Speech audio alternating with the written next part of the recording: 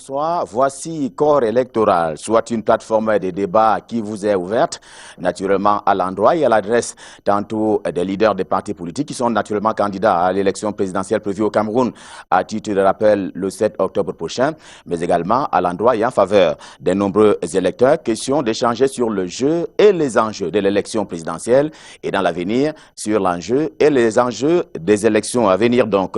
Et pour cette première édition, nous ouvrons une fenêtre sur le processus électoral qui est en cours au Cameroun, disais-je tantôt, en vue de l'élection présidentielle du 7 octobre prochain, justement parce que certains partis politiques, ou du moins certains candidats, ont déjà dévoilé les premiers éléments, tantôt de leur programme, tantôt de leur projet de société. C'est l'objet de cette émission qui aura également au menu un certain nombre de faits d'actualité à partir, naturellement, des états-majors des partis politiques qui sont en compétition, mais également, on le dira ainsi, quelques faits on ne peut plus inhabituels en provenance de nos régions, et c'est le fait des leaders des partis politiques qui sont donc en compétition.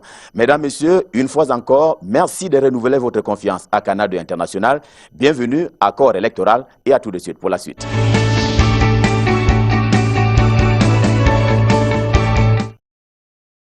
Les invités qui ont donc été conviés sur ce premier plateau de Corps électoral sont déjà tous avec nous dans ce studio.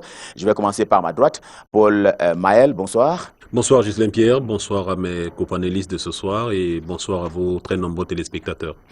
Bienvenue à la maison. Merci. Vous êtes un ancien de Canal 2 International qui a simplement fait franchir un cap en se déportant du côté de la politique. Oui, c'est toujours un plaisir de me retrouver ici, c'est d'autant plus que je retrouve des amis, je retrouve des collègues, donc c'est toujours une ambiance familiale et un petit peu nostalgique aussi parce que je me souviens qu'il y a quelques années, je me trouvais juste là où vous êtes aujourd'hui, donc voilà. Il faut bien progresser, il faut aller ailleurs, conquérir d'autres horizons. Vous êtes naturellement le porte-parole du candidat du FPD, pour ne pas le nommer maître. Je ne sais pas pourquoi vous dites naturellement, je suis le porte-parole du candidat Keremouna. Pour le cas d'espèce, puisqu'on s'en va vers l'élection présidentielle. Oui, mais naturellement, ça pourrait donner l'impression que... Enfin, je suis son porte-parole, oui, voilà. Tout à fait, maître Akeremouna, pour ne pas le nommer.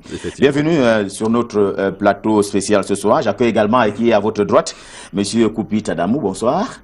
Bonsoir Ghislain Pierre Dessono, bonsoir à mes copanélistes, bonsoir surtout aux téléspectateurs et un bonsoir spécial à notre champion, le candidat qui gagne, j'ai nommé le docteur Adamou Damjoué. Comment va-t-il ce soir? Il va très bien. D'accord, je rappelle donc que vous êtes le porte-parole pour cette émission, pour cette plateforme du candidat de l'UDC, l'Union démocratique du Cameroun. Il y a à ma gauche un ancien également des Canadiens internationaux, Sam Severango, bonsoir. Merci, bonsoir. Vous êtes en face d'un ancien collègue, tout à fait. Paul Maël. Vous êtes porte-parole du candidat d'effort, Franklin. C'est bien cela, l'homme qui a fondé son espoir en l'électorat des religieux, c'est bien cela. Oui, mais je dois rappeler qu'il a été investi par le MCNC, donc le parti politique de l'honorable Monté, de très bonne réputation, rappelez-vous, donc le mouvement citoyen national camerounais, qui a donc choisi d'investir un homme complètement différent de tous les autres qui sont sur les starting blocks aujourd'hui.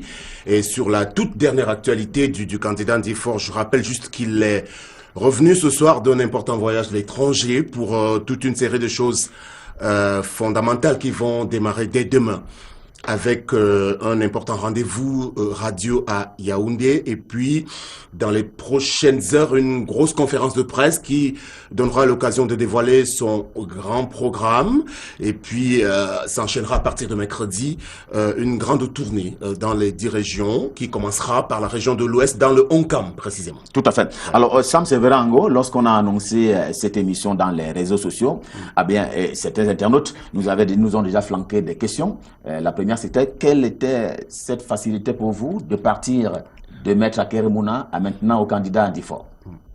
Oui, je crois qu'à cette question, j'ai eu le temps de m'y étaler.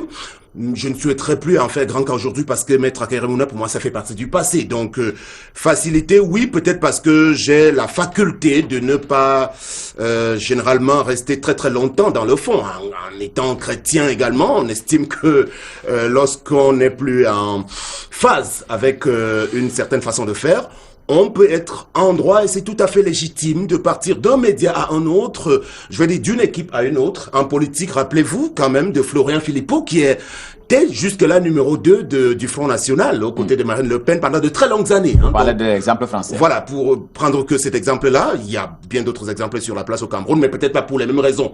Moi, je suis venu en politique pour la faire avec beaucoup de sincérité. Ça veut dire que lorsque ça ne m'arrange plus du tout, et que j'ai le sentiment que on a envie de transiger avec mes principes, donc je suis libre de partir. Donc pour l'instant, j'ai eu le bonheur de retrouver une équipe nouveau candidat qui finalement convient parfaitement pour le moment aux convictions qui sont les miennes, c'est-à-dire celle de porter un vrai changement adossé sur des valeurs spirituelles, mais pas que. On aura le temps de vous le démontrer. Nous avons au cours de ce programme un bel agenda également, très très concret. J'allais dire le meilleur. Oui, le meilleur. Il faut bien le dire. Si cela vient de vous, Sam Severango. Merci infiniment d'être venu sur ce plateau ce soir. J'accueille également quelqu'un qui est habitué des studios de Canada International, Jean-Baptiste Temengue. Monsieur, bonsoir.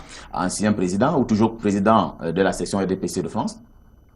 Ancien président de la section RDPC de France, ancien vice-président de la section RDPC de France, ancien vice-président de la section RDPC de France Nord, actuellement vice-président de la section RDPC de la MOFO. Donc vous avez démissionné de l'autre côté, vous avez cédé votre place à quelqu'un d'autre. J'ai été élu à Ngoumou, donc, puisque je suis au Cameroun maintenant. Donc vous cumulez les deux postes? Je ne cumule pas, il y a eu renouvellement des bureaux des organes de base en novembre 2015, donc j'étais plus candidat en France, je suis candidat, j'ai été candidat en Ngoumou, je suis vice-président de la section RDPC de Ngoumou. On a eu l'impression tout à l'heure, d'ailleurs on le verra dans le cours de cette émission, que certains candidats ont déjà dévoilé leur projet de société ou même leur programme. On attend toujours le vôtre, à part quelques voyages que le champion du RDPC effectue ces derniers temps. On n'a pas grand-chose en provenance de cette formation politique. Bon, en termes de programme, le nôtre est en grande partie connu. C'est dans la continuité d'un ensemble de réformes qui sont menées depuis un certain temps. Et pour ce qui est du dévoilement de la profession de foi du candidat du RDPC issu et de tous nos amis issus d'une démarche collective, cette profession de foi sera disponible d'ici peu. Mais par ailleurs, vous savez que le chef de l'État sortant le demeure jusqu'à la prestation de serment du prochain élu du peuple. Et donc, il doit travailler, assumer sa fonction à la tête de l'État. Donc, il pense certainement à sa campagne électorale, mais aussi c'est son devoir de diriger et de travailler jusqu'au dernier jour pour le bien de tous les Camerounais. Stéphane Zanga est avec nous également ce soir. Monsieur, bonsoir. Bonsoir, monsieur. Il nous vient de l'université de Yaoundé 2, à la faculté des sciences juridiques et politiques, où il est enseignant, politologue donc, et surtout spécialiste des politiques publiques. Vous êtes au premier chef interpellé par rapport au programme et au projet de société que proposent les différents candidats. Bonsoir, monsieur Sono, bonsoir à mes copanélistes, bonsoir aux millions de téléspectateurs qui nous regardent. Bien sûr, je suis doctorant en sciences politiques, spécialiste des politiques publiques à l'université de Yaoundé 2, enseignant quelquefois parce qu'il m'arrive de remplacer des enseignants, pas encore enseignants confirmés. Tout à fait. On aura besoin de votre crème au cours de cette émission. Question de dire la vérité là où certains en viendraient à dire le mensonge. S'il est vrai que parfois les arguments de campagne ne font pas toujours partie naturellement de la vérité scientifique. C'est ce que vous allez probablement nous démontrer au cours de cette émission. Pour l'heure, je voudrais vous inviter à suivre l'actu. On va aller dans les états majors. C'est le premier arrêt de cette émission. Il s'agit donc de nous rendre du côté de Ngaoundéré, la capitale de la région de la Damawa. Là-bas, le ministre pour la Tanganyika de l'administration territoriale est arrivé cet après-midi même pour présider une réunion avec les autorités administratives. Il y a également la campagne qui se prépare du côté d'Entui. Nous sommes dans la région du centre et bien d'autres actus encore qui font donc partie de cette autre articulation. Voici donc État-major.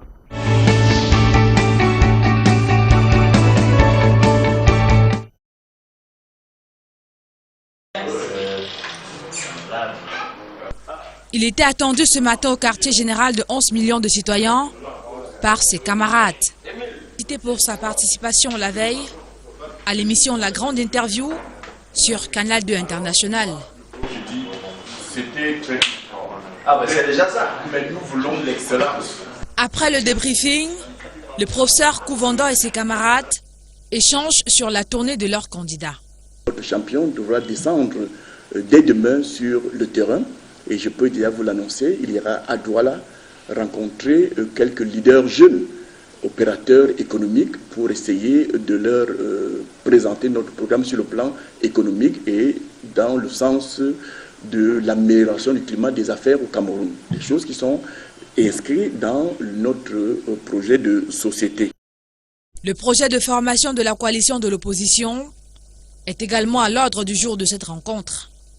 Du côté du Social Democratic Front, les membres de la commission communication centrale élaborent des stratégies pour mieux positionner leur candidat Joshua Aussi. Il ne nous reste plus maintenant que de le vendre, le faire acheter par tous les Camerounais. Je crois que depuis, nous avons écouté la voix du peuple qui nous a demandé de lui présenter un candidat plus jeune. Nous lui avons présenté un candidat plus jeune, mais l'ancien est toujours devant. C'est lui qui sera devant pour diriger la campagne.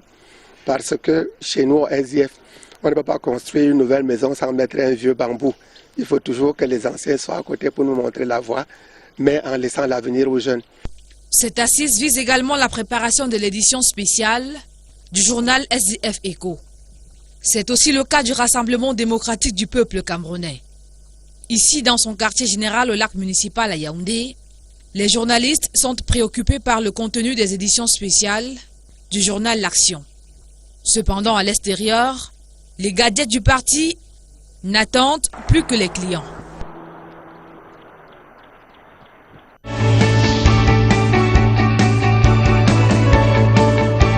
Je n'ai pas encore récupéré la carte. Je n'ai même pas la carte nationale, je n'ai pas l'acte de naissance. Donc je ne suis pas parti faire la carte électeur. Non, je ne suis pas intéressé par la politique. Je ne gagne rien derrière la politique. Je gagne quoi derrière la politique, mon beau? On n'a rien. Tu vas même voter, bien sûr. Tu vas t'engager à voter vos histoires de RDPC, tout comme ça, là, pour finir. Nous, on souffre. On manque tout ici. Il n'y a rien. Il n'y a rien. Il n'y a pas l'eau. Il n'y a même pas l'énergie. Tu vois, voilà, on a coupé l'énergie, non. Ça ne sert à rien. Nous ne sommes pas derrière ça. Ça ne nous intéresse pas. Alors, moi, parce qu'il n'y a pas la position en tuer. Je n'ai pas encore la nouvelle carte d'électeur. J'avais d'abord fait une première carte, j'ai perdu. Je suis reparti pour faire. Ils m'ont dit de repartir. Donc actuellement, je n'ai pas la carte d'électeur. Et je ne suis même pas sûr qu'elle veut voter. Parce que les trucs comme ça, là, vraiment, ça c'est. Mais le Cameroun, les billets, vraiment, on a trop les problèmes ici, là. Donc, moi, si ce n'est que moi, le vote, là, moi, je ne peux même plus voter. Oui, j'ai déjà ma carte d'électeur, elle est à la maison. Je vais voter mon candidat que je vais choisir. Il est secret. Il est à moi, c'est moi seul qui sait qui je veux voter. Non, le candidat que je veux voter, je suis sûr qu'il a toujours été pour moi le meilleur candidat. Qu'il soit bon pour les autres, il a toujours été bon. Même Dieu n'a pas pu convertir toute la terre. J'ai retiré ma carte d'électeur depuis, étant donné que je suis conseiller municipal à la mairie d'Intui. Je ne peux pas manquer d'une carte d'électeur. Le candidat, non, je le garde caché. Le moment venu. J'ai déjà ma carte d'électeur. Est-ce qu'on expose les candidats? Ce candidat, c'est quelque chose de choix. Ça ne se dit pas comme ça. C'est le meilleur. J'ai dit que j'ai retiré ma carte électorale, mon fils. Je dois remplir mon devoir de citoyen. Et le choix est, en tout cas, on choisit. Je vais élire le meilleur. Je vais faire le meilleur choix. On m'a dit ma soeur tout à l'heure. Moi, j'ai toujours mon candidat, le RDPC. En ce qui concerne l'antenne communale d'Intui, nous pouvons dire que les cartes d'électeurs sont en cours de distribution auprès des électeurs. Notre politique de distribution est une politique de proximité. Une fois que nous recevons les cartes, nous descendons dans les villages, nous descendons dans les quartiers de la ville et remettre ces cartes à leurs titulaires, dont nous faisons la méthode du porte-à-porte. Nous avons déjà reçu depuis la convocation du corps électoral 2 lots de cartes et nous en avons déjà distribué suffisamment. Nous sommes en attente comme ça d'un 3e et dernier lot. Bon, pour ce qui est du matériel rendu à 44 jours du scrutin, nous sommes en train de mettre les petits plats dans les grands en ce qui concerne le matériel qui est en permanence ici à l'antenne communale. Comme vous pouvez le constater, nous avons déjà commencé à classer les urnes selon leur qualité et les isoloirs. Donc il ne nous reste qu'à attendre le matériel, les documents électoraux, les kits électoraux qui viendront de la IVH. Je voulais parler des procès-verbaux, des bulletins, des feuilles de pointage, des stylos et autres. Sinon, nous pouvons dire que l'antenne communale Elekam de Nchui est prête et sera bien prête le jour J.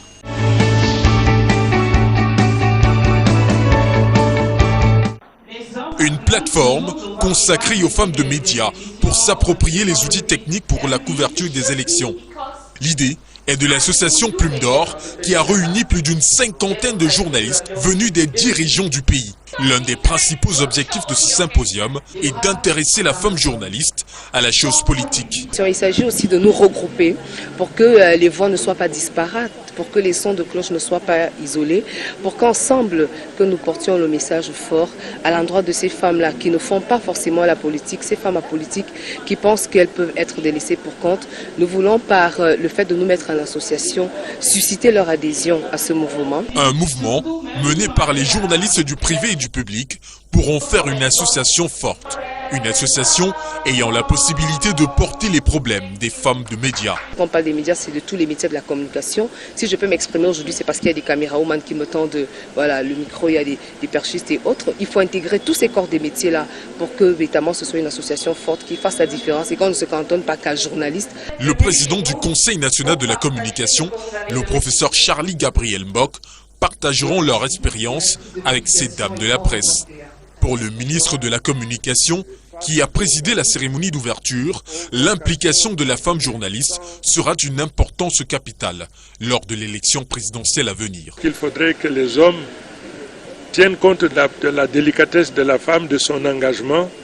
Et je pense que ce sera plutôt un atout. Votre présence, mesdames, sera plutôt un atout pour apaiser le climat de ces élections. Ce symposium, organisé avec le soutien de l'ambassade des États-Unis au Cameroun, s'achève le 30 août prochain.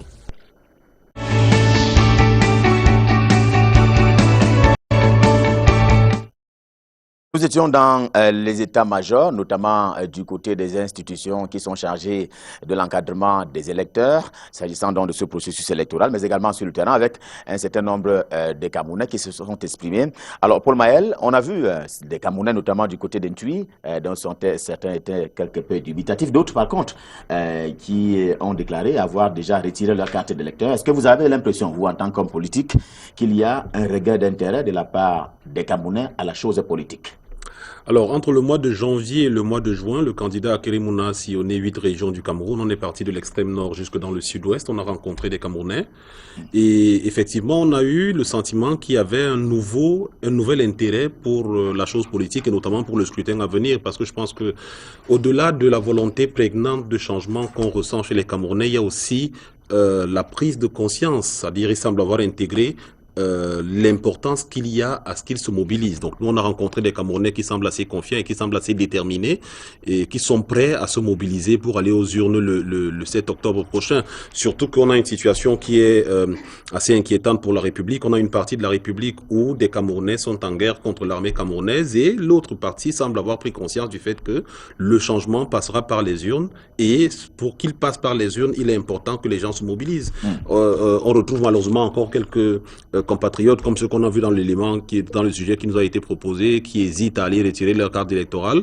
Et dans plusieurs bureaux de vote que nos équipes sillonnent, on a ce problème-là, on a des gens qui hésitent à aller chercher leur carte électorale. C'est peut-être l'occasion ici de leur dire qu'il est très important que les gens aillent retirer leur carte électorale, aillent aux urnes le 7 octobre prochain et puissent faire le travail qui consiste à surveiller leur vote pour qu'en cas de victoire, la victoire ne puisse pas être volée. Et naturellement, cela ne pourra être motivé que si les propositions des partis politiques sont alléchantes. On va commencer avec vous d'ailleurs, Koupita Damou, sur ces projets de société qui ont trait à la politique. L'UDC a souvent prôné, entre autres réformes institutionnelles, la régionalisation, ce qui rejoint d'ailleurs ce que l'autre candidat à cette élection présidentielle a proposé, à savoir Cabral Livi. Où est-ce qu'on en est avec ce projet? Est-ce que vous allez le remettre sur la table ou alors vous êtes passé dessus? Non, mais écoutez, Jelaine Pierre-Essono, vous savez, l'UDC est en permanence sur le terrain. Et nous n'attendons pas les périodes électorales pour travailler pour l'avancement du Cameroun. Vous êtes témoin de ce que nous organisons chaque mois, les journées républicaines de réflexion et d'échange, qui sont autant d'occasions d'aborder des thématiques importantes. S'agissant de la régionalisation, vous touchez là à la question de la forme de l'État, qui est un débat important au Cameroun. Et vous savez qu'il y a un glissement entre cette problématique et la situation sécuritaire que nous vivons actuellement à cause de ce que le gouvernement a semblé... Vous parlez de glissement. Oui, effectivement, ça dit que, bon, on ne discute pas de la forme de l'État. Je rappelle ici que nous avons un avant-projet de constitution qui date de 1993, c'est-à-dire avant même la promulgation de la constitution actuelle du 18 janvier 1996. L'UDC a sorti cet avant-projet de constitution qui parlait du nouveau fédéralisme, qui est le fédéralisme des régions. Ici, dans ce projet, nous pensons que le développement du Cameroun passera par la décentralisation, par l'autonomisation des régions en ce qui concerne la capacité financière, administrative des régions. Et quand nous parlons des régions, on ne se limite pas là, on va parler également des collectivités territoriales décentralisées qui, comme vous le connaissez dans notre projet, c'est la région et la commune, qui devraient avoir la pleine autonomie sur le plan administratif, sur le plan financier, de manière à ce que l'engagement, le développement soit une affaire participative au niveau local. Pour nous, dans ce projet-là, il est d'actualité. Vous le verrez, ça ressortira en clair dans la profession de foi de notre candidat. Et je dis ici qu'il est le candidat qui rassure. Au niveau... Vous parlez du docteur Adamou Damjoya, c'est le candidat qui rassure lorsqu'on intègre les enjeux qui s'imposent, les enjeux sécuritaires, les enjeux de développement, les enjeux de booster un peu la morale publique au Cameroun. Il n'y a pas meilleur candidat que le docteur Adamou Damjoya. On va également le dire ainsi pour M. Ndifor Franklin. Il n'y a pas meilleur candidat en termes de réformes qui sont proposées pour que le Cameroun change. Alors, quelle est l'opinion de votre candidat sur la question de la forme de l'État?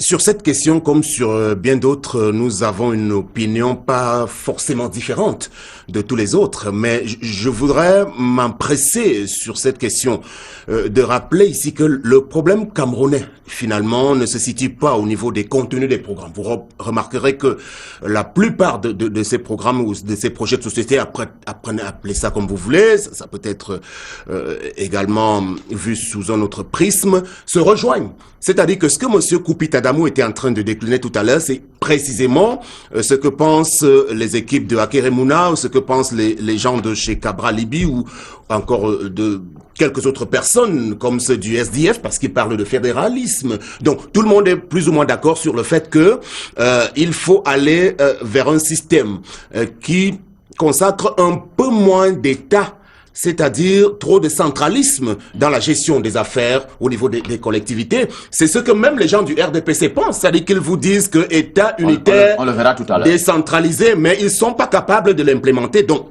tout est dans la volonté qu'on affiche de pouvoir aller au bout des projets que l'on formule sur du papier. Donc, depuis de longues années, le Cameroun a toujours été, je veux dire, géré avec beaucoup de désinvolture, beaucoup de mauvaise foi, absence de volonté politique d'aller jusqu'au bout de ce que on propose sur du papier. C'est pour ça que nous disons, le projet que nous amenons avec notre candidat, nous ne nous empressons pas de proposer un programme mirobolant avec une expertise internationale ou avec bien d'autres choses qui ressortent comme des slogans. J'ai entendu des gens qui disent que voilà, ils vont proposer un SMIC à 160 000 francs CFA, qu'ils vont supprimer, s'ils vont supprimer ça. Ce n'est pas ça le sujet lorsqu'on va aborder l'aspect économique de cet entretien, de ce débat. Je suis en train de dire que la réalité camerounaise aujourd'hui, Monsieur Sono, et je crois que on peut le vérifier, vous avez vu tout à l'heure la désaffection de la plupart des Camerounais dans l'arrière-pays et même dans les zones urbaines qui ne sont plus du tout intéressés à la chose. Tout simplement parce que, quels que soient les beaux discours qu'on a beau leur tenir, on a beau leur bassiner depuis de longs mois, on ira voir que la réalité sera toute différente. C'est-à-dire que les uns et les autres aux commandes vont s'employer ne serait-ce qu'à se maintenir aux affaires en utilisant des politiques publiques qui n'ont rien à voir avec le sens de l'intérêt général. C'est ce que nous disons finalement. Mais tout à l'heure, on reviendra là-dessus. On a d'ailleurs la chance d'avoir quelqu'un qui est spécialiste des questions des politiques publiques. Mais Paul Maël, avant la réaction de Jean-Baptiste Atemengue, quelle est, votre proposition sur la forme de l'État? Est-ce à dire que vous êtes d'accord avec lui, que vous aussi vous proposez le fédéralisme ou la régionalisation? Je voudrais d'abord dire, sans être le modérateur de l'émission, qu'il serait peut-être bien, nous pensons que nous sommes tous des représentants de candidats, que chacun parle du projet de son candidat et laisse les autres parler du projet de leur. Si quelqu'un vous aide à dire... non, si on voulait que quelqu'un nous aide, on ne serait pas venu. Si on est venu, c'est qu'on peut le dire nous-mêmes. Donc c'est préférable que chacun parle du projet de son candidat, d'autant plus que nous sommes sur le plateau, nous ne serions pas là, peut-être que ça pourrait arriver. Pour revenir sur la forme de l'État, nous on s'est déclaré depuis que le candidat a déclaré son intention de concourir pour la présidentielle sur la forme du fédéralisme. Le drame aujourd'hui au Cameroun, c'est qu'on assimile le fédéralisme au sécessionnisme. Et tout de suite, on pense que le fédéralisme rime avec séparation, alors avec division du pays. Il faut rappeler aux uns et aux autres qui nous regardent ce soir que dans le discours de la réunification en 1972, le président Amadou Ahidjo a dit clairement que la forme fédérale de l'État nous a permis de consolider l'unité nationale. Et que nous allons à la forme unitaire pour des raisons économiques, parce que la forme fédérale coûtait beaucoup plus cher d'un point de vue économique. Et pour le jeune État que nous étions à cette époque-là, il était important que nous repartions à l'État unitaire centralisé, si vous voulez, pour des raisons strictement économiques. Mais ce qu'il faut révéler aujourd'hui, c'est que, et la crise qu'il y a aujourd'hui dans les régions du Nord-Ouest et du Sud-Ouest est là pour nous le rappeler. Ce qui arrive dans la région du Sud-Ouest et du Nord-Ouest, c'est la mauvaise gestion de la diversité de notre pays. Voyez-vous, il y a une allégorie ou alors une caricature que Akere Mounaïm utilisait, que je vais reprendre. Le Cameroun, c'est pas une soupe.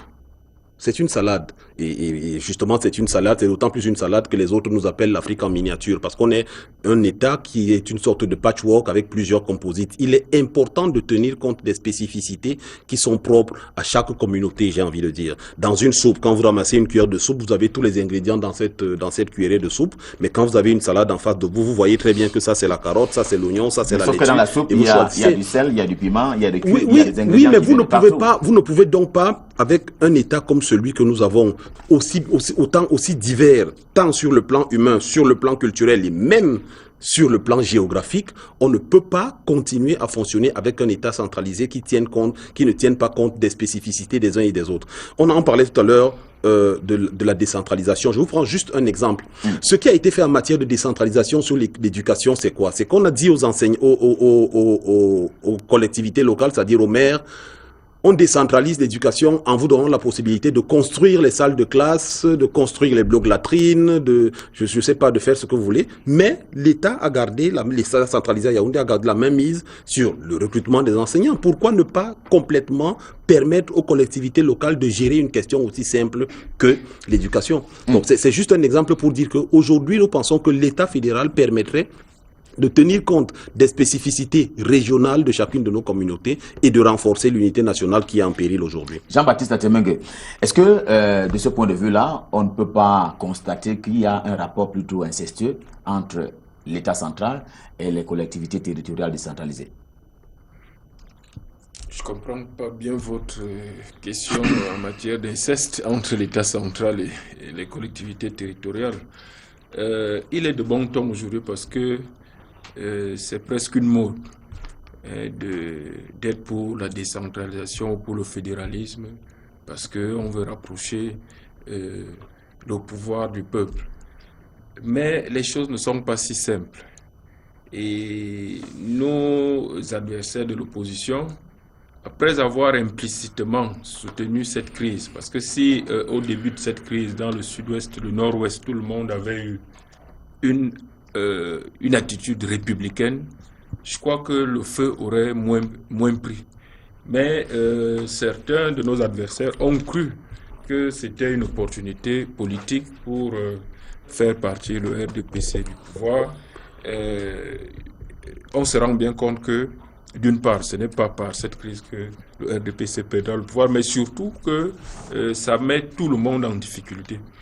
Pourquoi? Parce que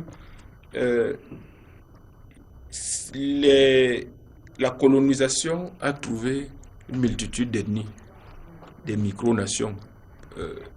Cette colonisation nous a créés en tant qu'État. En 1884, il y a eu une circonstance qui a séparé les fils de ce même État sous mandat, sous tutelle britannique, française. Les nationalistes, en même temps qu'ils ont revendiqué l'indépendance, revendiquait d'abord ces retrouvailles, c'est-à-dire one man, one people, one nation.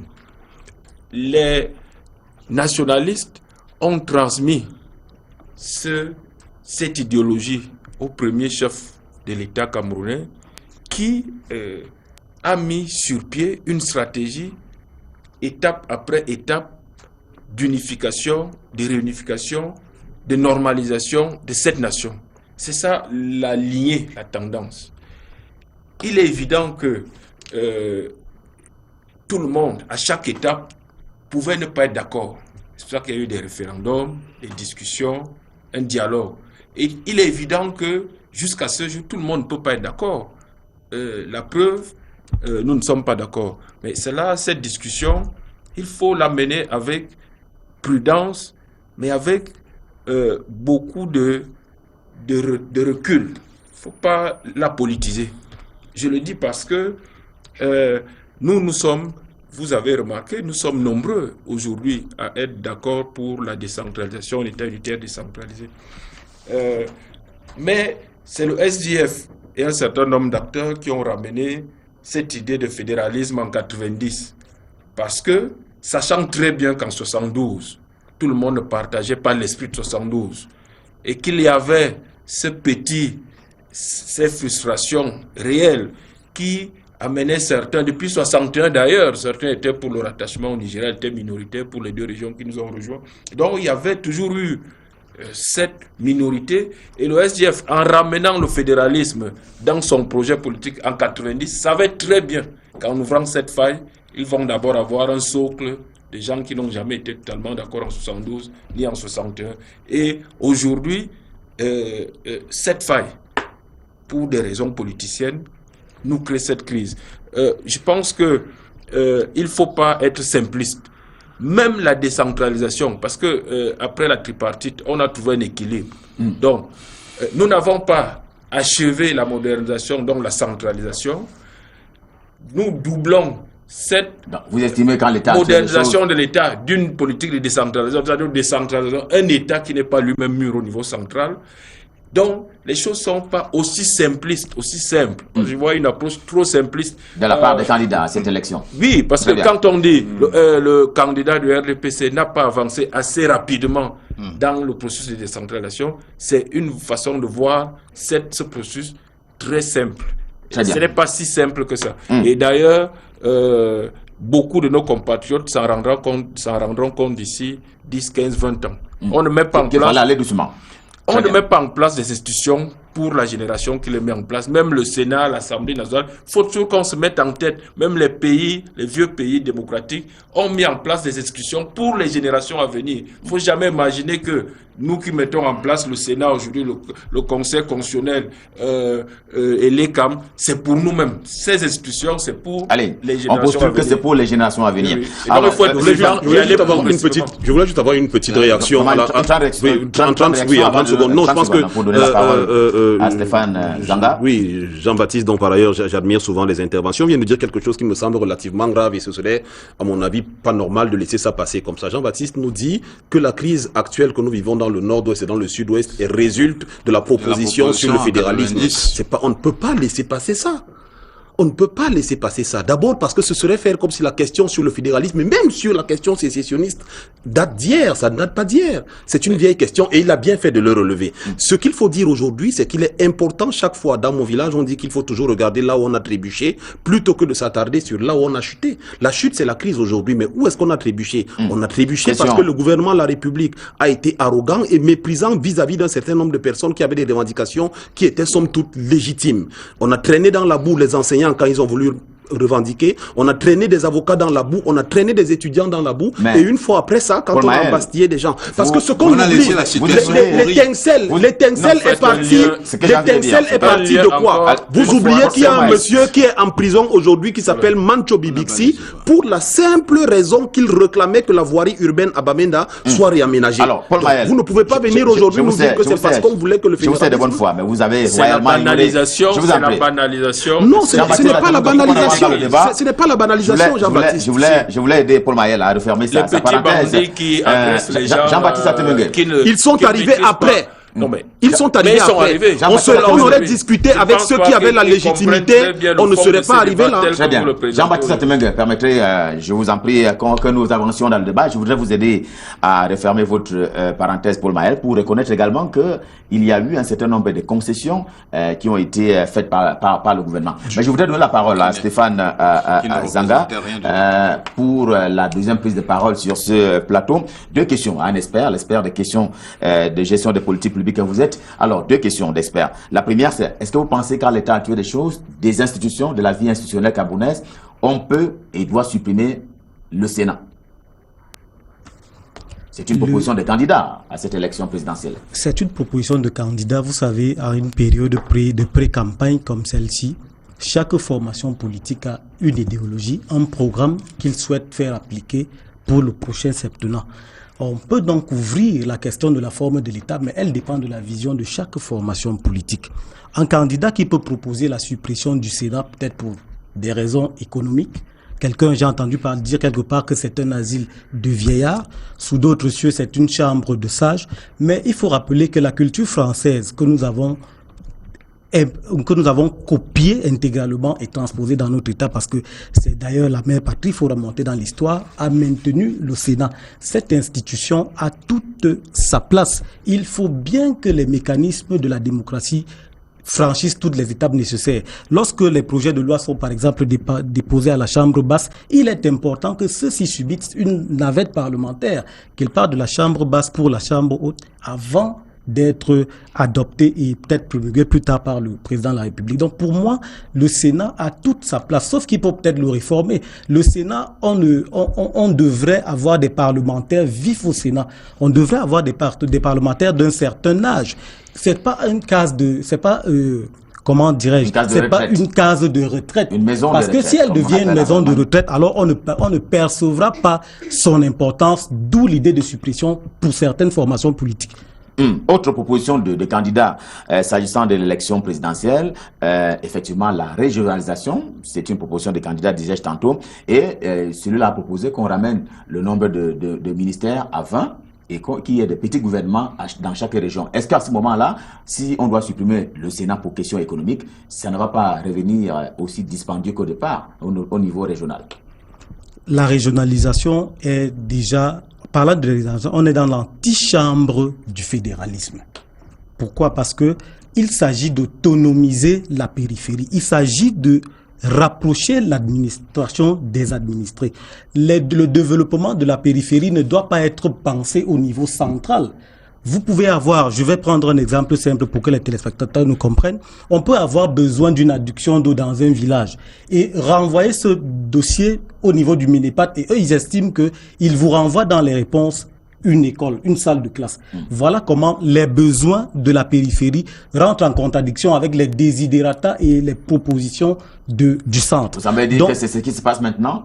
Non, c'est pas ce qui se passe. Peut-être pas ça, mais c'est ce qui pourrait se passer si rien n'est fait. Si cette bêtise, la décentralisation, parce que les candidats que vous voyez sur le plateau, ou leurs représentants, s'accordent tous sur la forme de l'État, la décentralisation. Tous prônent la décentralisation. Mais il y a un problème. Le problème fondamental, c'est la question de son pilotage et de son bouclage. Vous avez suivi Paul Mahel tout à l'heure. Il est d'accord avec le processus de décentralisation, sauf que le candidat à ma gauche, le représentant du RDPC, estime que le processus, la maturation de l'État central n'est pas encore arrivé à son terme. Il faut y aller progressivement, sauf que les populations qui croupissent dans la misère n'attendent pas le rythme que le gouvernement actuel met pour implémenter le processus de la décentralisation est peut-être, à mon avis, un peu plus lent. Parce qu'il ne suffit pas de mettre sur pied des institutions. Récemment, un ministère en charge des questions de décentralisation a été créé. Il va falloir attendre que ce ministère, qu'on mette en place un organigramme, qu'on mette sur pied des services déconcentrés, parce que c'est un ministère qui doit coordonner l'action des collectivités territoriales décentralisées. Tout cela demande la mobilisation d'importants moyens économiques et financiers. Vous voyez donc le temps pour le ministère de la décentralisation de s'implanter, de s'enraciner véritablement, c'est toujours le processus. J'ai l'impression qu'on structure la lenteur dans la mise en place de ce processus-là. Parce que le citoyen lambda qui attend dans son village, qui attend dans sa communauté, attendra encore longtemps pour voir le développement venir rapidement. Alors, Sam Severango, alors il y a également un autre candidat qui, s'agissant justement des réformes institutionnelles, propose qu'on revienne à un mandat de 5 ans, un quinquennat.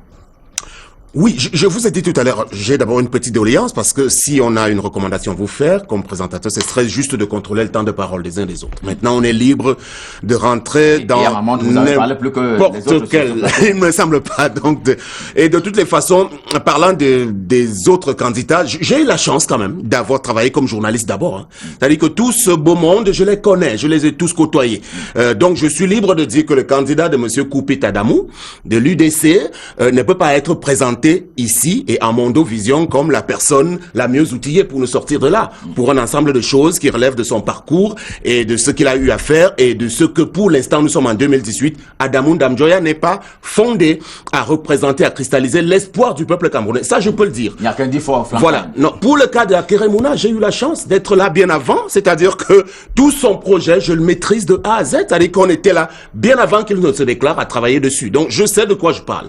Maintenant, la question fondamentale pour nous, c'est de dire que, au-delà de tous ces beaux projets, pardonnez-moi d'utiliser mon temps de parole parce que je voudrais réserver la primeur de la présentation du projet du candidat Franklin Difort à ce dernier lui-même qui va le faire en toute exclusivité parce que il estime que pour l'instant, il faut d'abord aller à une forme de reformulation au sein des mentalités camerounaises parce que c'est de ça qu'il est question aujourd'hui. L'expert sur il va décréter les mentalités des Camerounais. Sur le papier. La réforme des mentalités. Oui, les mentalités, pas que des Camerounais, mais les Camerounais qui sont aux affaires, cher ami, parce que, voyez-vous, sur le dispositif institutionnel, puisque c'est ce qui vous intéresse au premier chef, nous, on pense que ça ne sert à rien d'avoir, par exemple, un État qui est constitué d'une cinquantaine, de soixantaine de ministres et assimilés, budgétivore essentiellement. L'hypertrophie de la présidence de la République est unique au monde. Pour le cas du Cameroun, regardez l'organigramme de la présidence de la République. Ce sont des choses toutes simples qui sont assez faciles à gérer avec les mêmes Camerounais qui sont au cœur de cette administration-là. Parce que les uns les autres qui arrivent avec des jolies phrases et autres avec beaucoup d'expertise, est-ce qu'ils nous ont dit comment est-ce qu'ils vont faire pour implémenter cela? Le RDPC n'est pas capable d'implémenter ce qu'ils disent. Parce qu'ils disent que décentralisation, mais justement, il a évoqué le ministère en charge de la décentralisation, dont le nouvel occupant est allé l'autre jour installer encore un délégué du gouvernement à Bertois. Vous ne pouvez pas dire que vous décentralisez et vous continuez de maintenir les délégués du gouvernement. Donc c'est une farce. C'est pour ça que je vous dis, c'est de la poudre de perlimpinpin aux yeux des Camerounais. Que ce soit les gens du parti au pouvoir, que ceux qui arrivent aujourd'hui en disant on veut le fédéralisme, on veut telle ou telle forme de l'État, parce que les uns et les autres doivent d'abord nous dire autour de leur fonctionnement et des équipes qu'ils mettent en place, comment est-ce qu'ils font d'abord, est-ce qu'ils justifient de leur aptitude à bien manager ces affaires-là. Voilà. Faut-il retourner à un quinquennat? Un quinquennat, c'est-à-dire 5 ans. Tout à fait. Oui, nous pensons également que ce serait raisonnable parce que fondamentalement, un pays comme le Cameroun n'a pas besoin d'avoir à la tête de son État quelqu'un qui dure 7 bonnes années. 7 ans, c'est trop, franchement. Donc, quinquennat, à la limite même on peut arriver à 3 ans, mais je vous ai dit, cela sera très très clairement indiqué par notre champion dans les tout prochains jours. Voilà. Alors, Koupit Adamou, quelle est l'opinion de l'UDC sur le sujet de la longévité, je veux dire de la longueur du mandat présidentiel? 7 ans, cela vous convient? 5 ou vous savez, moins? j'aimerais dire à M. Ngo, il a bien côtoyé, c'est très bien qu'il dise qu'il connaît le président Ndamjoya. Et je crois qu'il devrait avoir l'honnêteté intellectuelle de dire qu'il a suffisamment appris de lui. Et que ceux qui arrivent sur la scène politique, notamment à l'élection présidentielle, qui peuvent copier ce que nous avons fait avant, aient au moins l'honnêteté intellectuelle de nous citer. Parce que, comme je dis là, voici l'avant-projet de constitution de l'UDC. Je peux le voir, ça date de 1993. Ici, quand vous l'ouvrez à l'article 44, il est bien écrit que le président de la République est élu pour un mandat de 5 ans. Et ce mandat n'est renouvelable qu'une fois. Donc, il y a des choses qui se disent sur la scène politique camerounaise qui sont des copies de ce que l'UDC a dit. Je ne vais pas venir sur le plateau dire qu'on est avant-gardiste. Il y a eu un très grand homme politique que vous connaissez, Père Aston Mémoire, qui a qualifié l'UDC de laboratoire de la pensée politique au Cameroun et le docteur Ndamjoya de la référence des hommes politiques camerounais. Il ne faut pas qu'on s'amuse. L'élection présidentielle, dans tout État qui se respecte, est l'élection la plus sacré. Et on ne peut pas venir croire que la nation camerounaise vaut moins qu'une entreprise où lorsqu'on veut recruter le moindre gérant, on lui exige un minimum d'expérience. Et le président Damjoya, sur ce cadre, je pense pas qu'il y en a mieux. L'expérience d'homme d'État, l'expérience de diplomate, l'expérience d'homme administratif qui a montré ses preuves. Il ne s'agit pas ici de parler de la théorie comme le RDPC. J'entends dire ici que même l'État central n'est pas encore suffisamment mûr pour pouvoir aller à la décentralisation. On ne peut pas dire ici, insulter l'intelligence des Camerounais 56 ans après l'indépendance, de dire qu'on n'a pas suffi, on n'a pas pu mettre sur pied un État central fort. Je crois que lorsque nous sommes allés à la tripartite en 91, les Camerounais se sont retrouvés et on a réfléchi sur ce que nous voulions avoir comme État susceptible de capitaliser ce que nous avons comme potentiel pour nous amener vers le développement. Et on a trouvé le consensus. On a trouvé qu'il fallait un État unitaire décentralisé. La limitation, la fixation du mandat à 7 ans venait de la revendication du RDPC. De dire qu'il fallait au moins qu'on consente que le président puisse faire, qu'on aille à la limitation de mandat, mais en ajoutant 2 années. Vous savez qu'avant l'entrée en vigueur de la Constitution de 93, le mandat présidentiel était de 5 ans. On a donc consenti cela pour lui dire, ok, monsieur le président, on peut aller à 7 ans, renouvelable une fois. Mais lorsque on se retrouvait au moment où il fallait l'appliquer, on a fait ce que je ne veux pas m'empêcher de qualifier de coup d'État constitutionnel au Cameroun. Donc l'UDC est pour la limitation du mandat et c'est écrit. Vous avez bien compris? C'est écrit. Alors, Paul Maël. À 5 ans renouvelable une fois. Au regard de tout ce qui a été dit, pensez-vous que si Maître Akeremouna est élu président de la République, la première chose à laquelle il va procéder, ce sera la modification de la loi fondamentale? Si oui, quels seraient les points concernés pour partir de ce point premier point de débat? Moi, je serais vous, je ne dirais pas si Maître Akeremouna est élu, je dirais quand il sera élu. On attend le résultat des urnes quand même.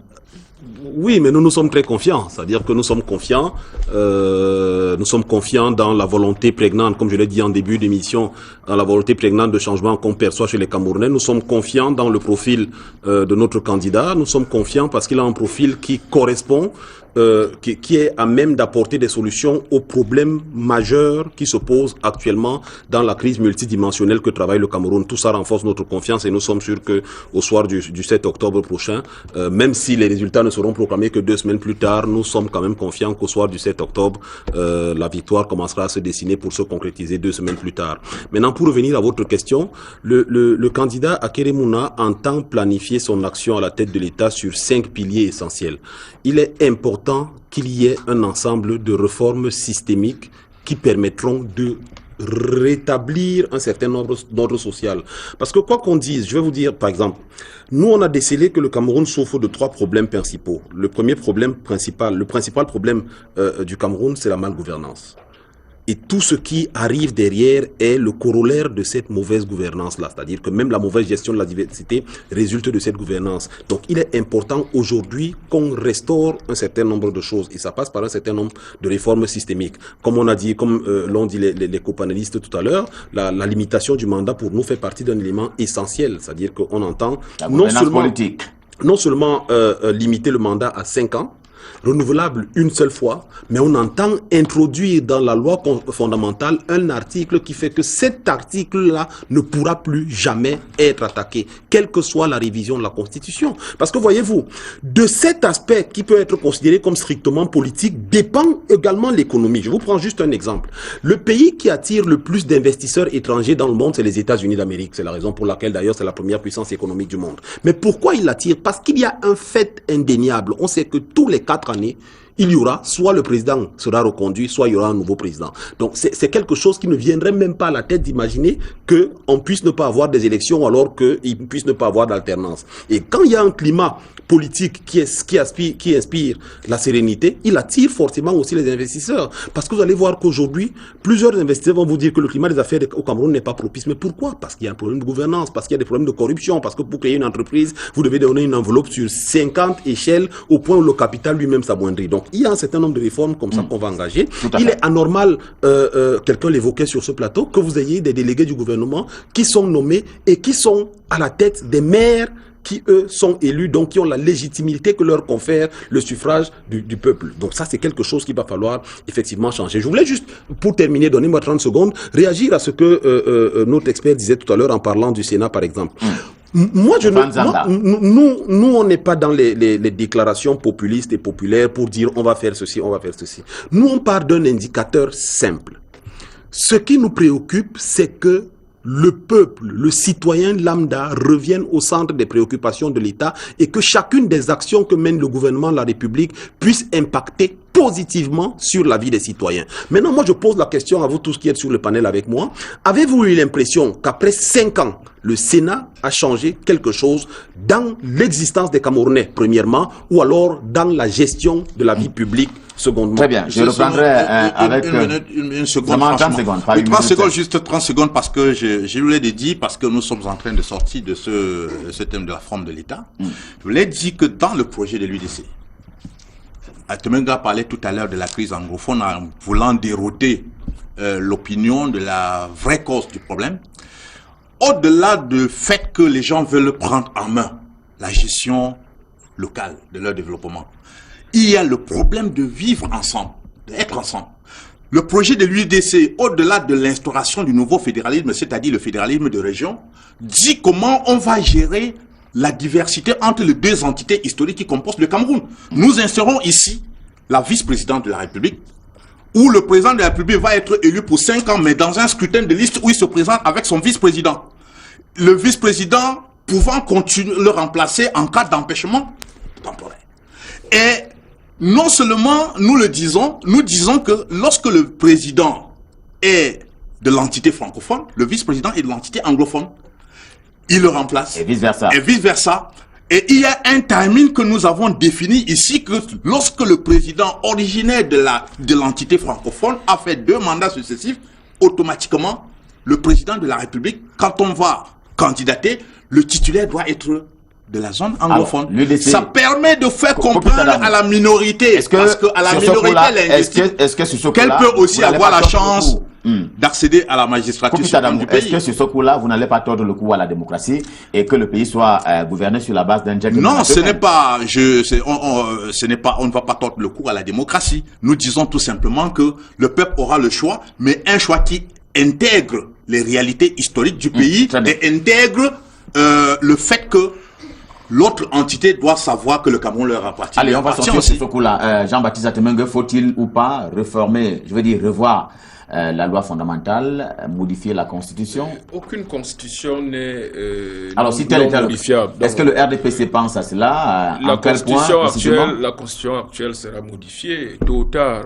sur tel ou tel point, parce que le monde évolue, parce que notre nation même évolue. Et que pensez-vous du poste de vice-président de la République? Ce que je veux dire, c'est que de tout ce débat, il faut éviter de confondre la fin et les moyens.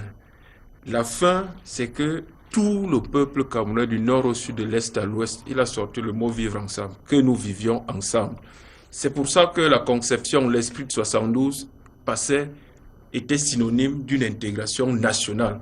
Que chaque Camerounais se sente chez lui partout, dans cette diversité, qu'on soit une nation, une et une seule. Et le paradoxe avec certaines théories du fédéralisme, et c'est ce que nous pensons, c'est que très vite, d'abord, vu les expériences étrangères, ce fédéralisme n'a pas réglé le problème du vivre ensemble. En Afrique, tous les États fédéraux connaissent le problème de vivre ensemble jusqu'à ce jour. Deuxièmement, et même ailleurs, pas qu'en Afrique. Deuxièmement, notre jeune État, puisque l'idée ethnique est encore omniprésente, la tentation tribale est encore trop présente. C'est pour ça qu'il faut être très prudent.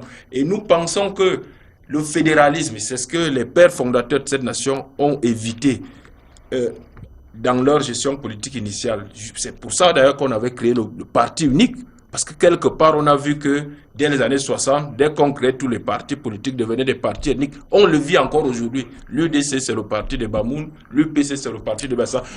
C'est grave, c'est grave ça, Jean-Baptiste. Vous voulez faire la démagogie, je dis la vérité. Non, c'est grave. Vous voulez faire la démagogie. C'est grave. C'est pas la démagogie, c'est toi qui fais dans le mensonge. C'est grave ça. Le parti unique avait pour seule ambition la dictature, la suppression des libertés individuelles. Ça n'a rien à voir avec les ethnies. Nous sommes à la télévision et il y a des Camerounais qui nous regardent. On ne peut pas laisser passer des choses aussi graves. C'est vous qui dites ce qui est faux. Alors, nous pensons que le fédéralisme on attend toujours au stade actuel du développement politique du Cameroun comporte effectivement un risque de recul. Je dirais même que nous allons plus loin. Ce n'est plus le fédéralisme à 2. Le candidat du SCF propose un fédéralisme à 10. Après 10, ça sera 20. Et nous allons revenir. Il nous ramène en fait avant 1884. Nous allons revenir à nos micro-nations ethniques. Et c'est pour ça, et ça c'est tout le contraire du rêve camerounais. C'est tout le contraire de ce que nos nationalistes et nos pères fondateurs ont inventé, que le président Aïdou a mis en place et que le président Béa a poursuivi. Et c'est dommage, et c'est dommage, parce qu'il faut le dire par rapport aux jeunes. Nous construisons ce pays pour les jeunes. Et c'est dommage aujourd'hui que nos jeunes travaillent avec des Chinois, des Américains dans la mondialisation et que des conservateurs nous prennent cette jeunesse en otage avec ce type d'idées conservatrices et très dépassées par rapport aux enjeux de la nation. Le débat ne fait que s'ouvrir. La forme de l'État n'est pas une fin en soi. Tout à fait. Au contraire. Je disais tantôt que vous avez dit que vous n'avez pas dit qu'elle n'est pas négociable. Le débat ne fait que s'ouvrir. On va aborder le second aspect de cette émission tout à l'heure pour aborder effectivement les questions économiques. Ce sera avec l'ensemble de nos panels. Mais pour l'heure, on va observer une transition. Question d'accueillir sur ce plateau Karel Mezatia. Naturellement, on va découvrir quels ont été les petits potins des candidats sur le terrain. C'est naturellement dans le cadre de la rubrique suivante.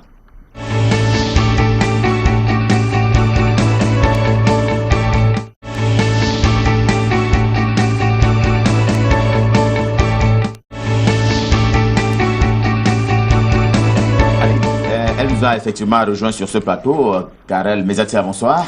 J'ajoute Karel Mezatia Choya. Merci pour l'ajout. Bonsoir Ghislain, bonsoir au panel et bonsoir à tous ceux qui nous regardent à la maison. Allez, voici le talk du code électoral. On va voir quelques nouvelles, notamment relativement aux candidats qui sont sur le terrain. On va commencer par Cabral Libye. Qu'est-ce qui s'est passé sur le terrain, Karel?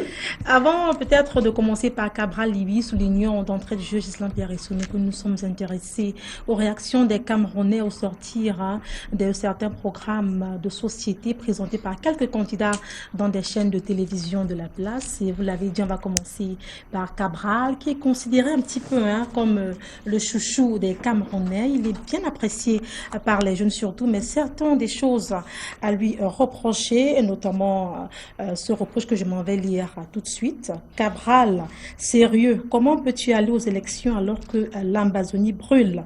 C'est pourquoi j'aime beaucoup Mama Kawala. Ça, c'est une réaction d'un Camerounais qui s'adresse directement à Cabral Libye. Autre réaction qui concerne Cabral Libye. Cabral a son corps défendant.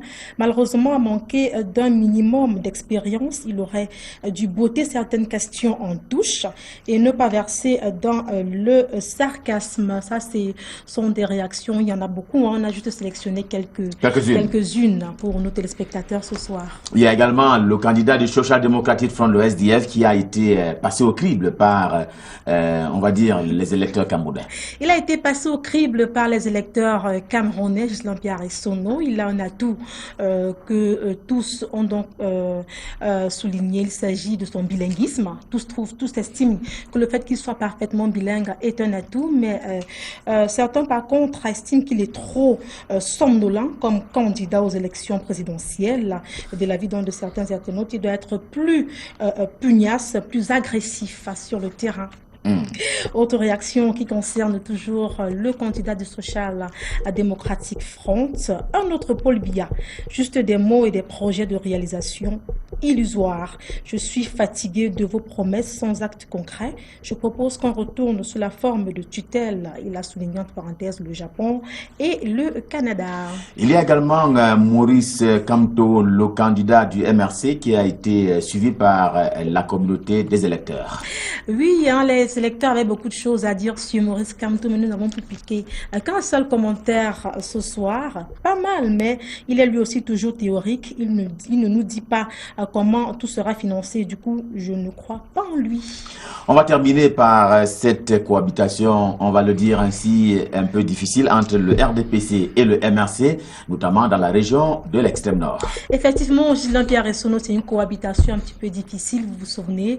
Il y a eu certains candidats du MRC qui ont dit avoir démissionné pour rallier le Rassemblement démocratique du peuple camerounais. Alors, lors du meeting organisé du côté de Tokombéré par le président de l'Assemblée nationale, Cavaillé Yégué Djibril, il était question de mobiliser, ou alors de remobiliser les militants du RDPC en rapport à la présidentielle du 7 octobre prochain. Il était également question de présenter les supposés démissionnaires qui étaient censés être cooptés au RDPC. Malheureusement, ils ont brillé par leur absence. Ils ont fait siège vide.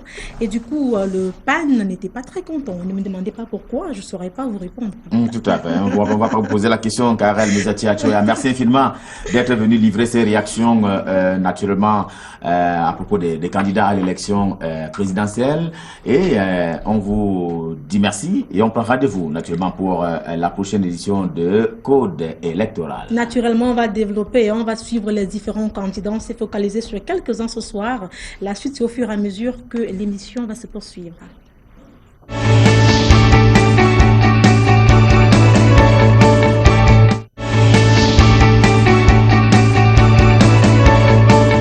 Sur ce plateau avec nos invités, on va maintenant aborder le plat de résistance de cette émission, naturellement, qui a donc trait aux questions à caractère économique. Paul Baël, je commence par vous, si vous le voulez bien. Alors, que proposent économiquement les candidats, en tout cas pour ce qui est des projets de sociétés qui ont déjà été dévoilés? Alors, le Cameroun, c'est un pays essentiellement agricole. Est-ce que l'agriculture fait partie de votre projet de société? Si oui, dans quelle mesure? Je m'en voudrais, Ghislain Pierre, je m'en voudrais de ne pas mentionner la question du vivre ensemble qui est arrivée sur ce plateau. Je pense qu'il aurait été de bon ton que nous exprimions tous là-dessus. Moi, je vais juste très rapidement dire que pour nous, le vivre ensemble ne se décrète pas. Ce n'est pas un slogan. Comment est-ce qu'on fait vivre les gens ensemble? Eh bien, c'est en les faisant vivre ensemble, justement.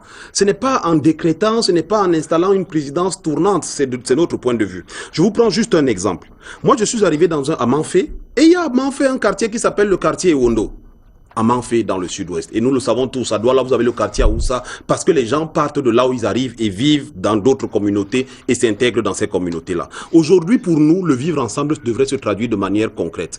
À 6 km de Manfé, il y a un petit village qu'on appelle Kembong qui a été brûlé. C'est des punitions collectives que l'armée fait lorsque un militaire ou un gendarme est tué, et un militaire ou un gendarme a été tué dans cette localité-là. Et on a incendié tout le village. Ce village avait 5000 personnes, aujourd'hui, il en compte une dizaine. Non, juste 2 secondes.